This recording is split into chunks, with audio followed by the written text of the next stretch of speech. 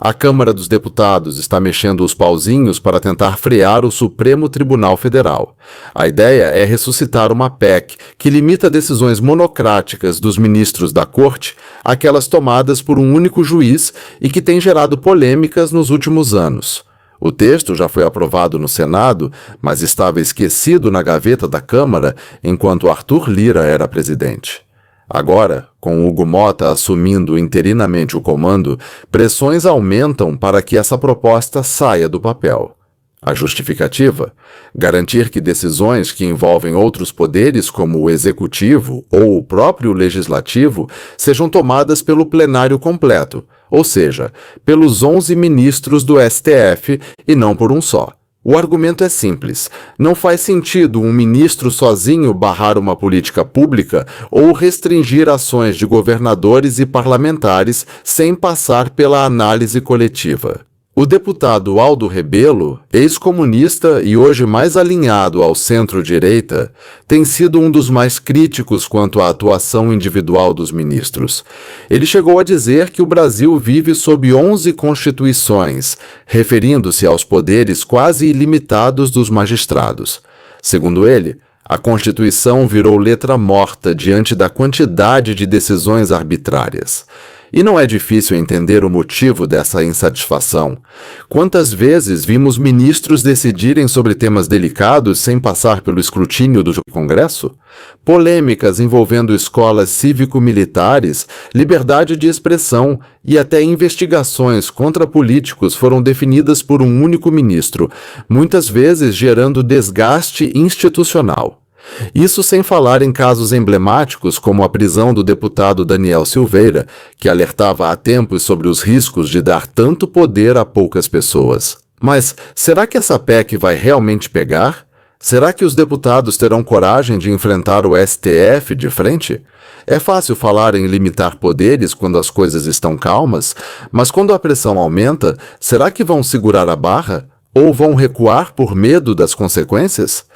Enquanto isso, Jair Bolsonaro deixou escapar uma declaração que chamou atenção durante uma entrevista recente.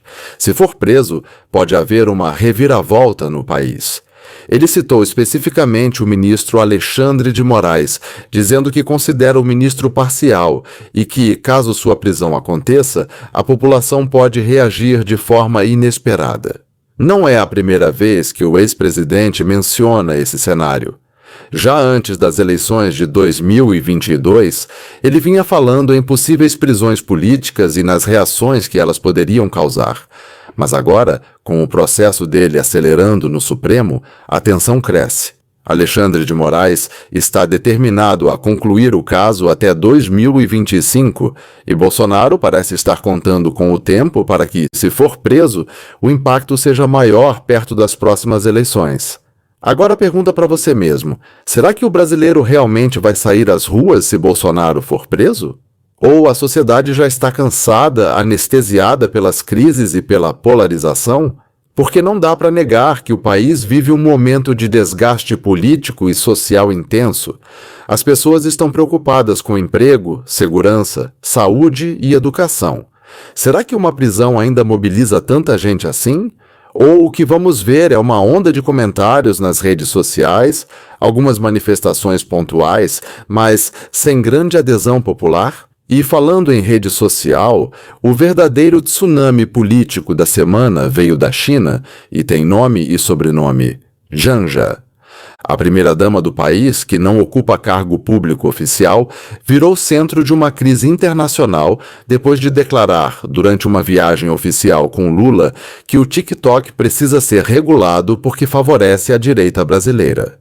A frase, solta sem filtro, detonou uma série de reações dentro e fora do governo. Para começo de conversa, a Globo e outras redações importantes não economizaram críticas à postura de Janja, considerada desastrada e inconveniente para quem acompanha protocolos diplomáticos.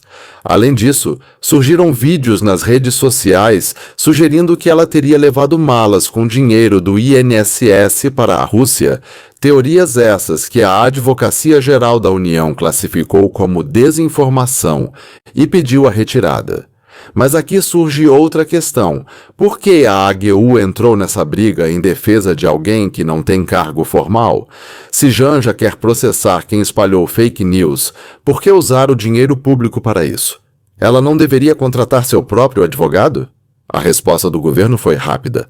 A AGU exigiu a remoção dos vídeos e Lula confirmou que pediu ao presidente chinês Xi Jinping para enviar especialistas para ajudar a regular plataformas digitais no Brasil. Só que cá entre nós, trazer consultores chineses para regular redes sociais no Brasil não soa estranho?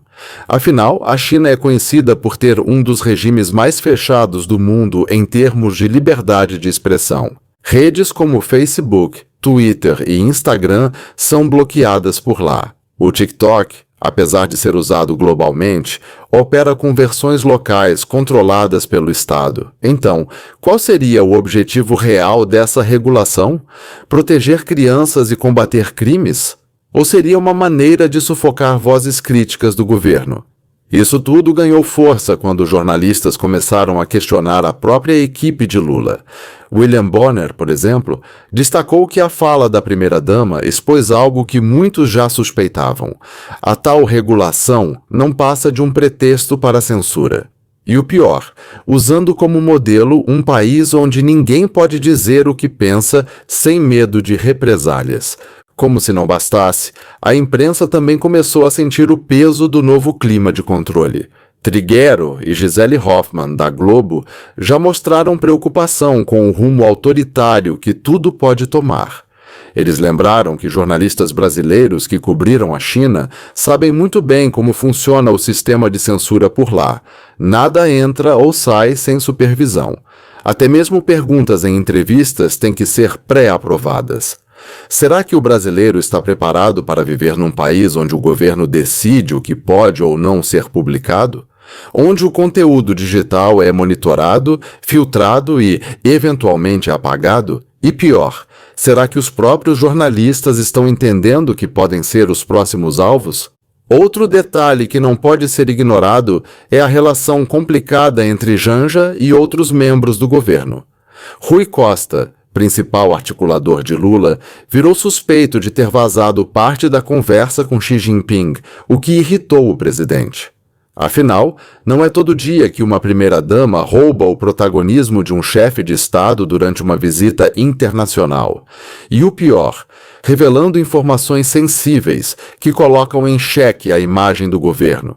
Enquanto isso, dentro do Itamaraty, o protocolo é claro: nada de improvisos, tudo combinado antes, cada palavra medida. Mas parece que Janja decidiu escrever seu próprio roteiro e o resultado foi um escândalo de repercussão mundial. Vai continuar assim? O governo vai insistir nessa narrativa de que regulação é apenas para proteger crianças e combater crimes? Ou o foco real é sufocar a voz da oposição e garantir que apenas o que agrada ao poder seja visível? E os brasileiros que assistem a tudo isso de casa vão continuar aceitando esse jogo de cartas marcadas?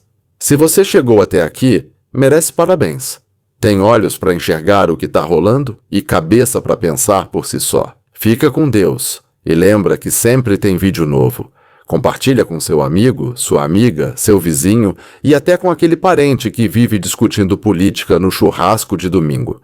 E não esquece de deixar seu comentário aqui embaixo, eu vou ler cada um com atenção.